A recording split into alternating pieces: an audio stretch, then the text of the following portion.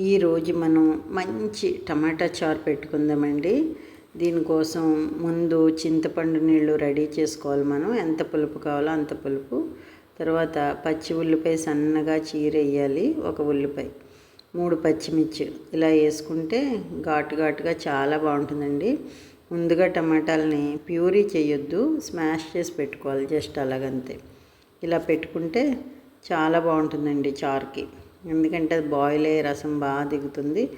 Puree అనేసరికి కొంచెం taste మారిపోద్ది. చారుకి అయితే ఇలాగే చేసుకోవాలండి, చాలా బాగుంటుంది టేస్ట్. తర్వాత టమాటా చారు డైజెషన్ ప్రాబ్లమ్స్ కూడా ఉండవు.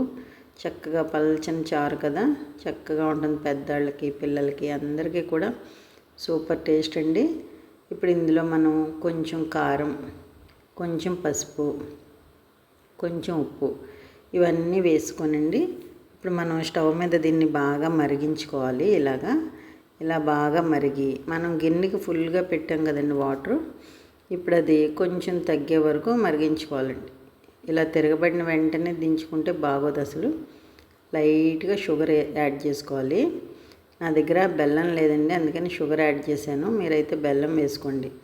నేను 2 స్పూన్లు షుగర్ వేసాను. ఎందుకంటే చింతపండు కొంచెం రసం, నెక్స్ట్ మనకి టమాటా కూడా పులుపు ఉంటుంది కాబట్టి చిన్నది స్వీట్ యాడ్ చేస్తే చాలా సూపర్ టేస్ట్ వస్తుంది పులుపుకి. పచ్చి కరివేపాకు మరిగేటప్పుడు వేస్తే స్మెల్ సూపర్గా ఉంటుందండి. ఇప్పుడు తిరగమూత, జీలకర్ర, ఎండుమిరపకాయలు, కొంచెం ఇంగువ, అంతే అండి, కరివేపాకు. ఇప్పుడు చక్కగా వేడివేడి టమాటా రసంతో తింటే అసలు చాలా బాగుంటుందండి. ఇంకా కర్రీతో కూడా పని ఉండదు. పిల్లలకైతే చక్కగా వడియాలు అవి వేపి పెడితే చాలా సూపర్గా ఉంటుంది టేస్టు.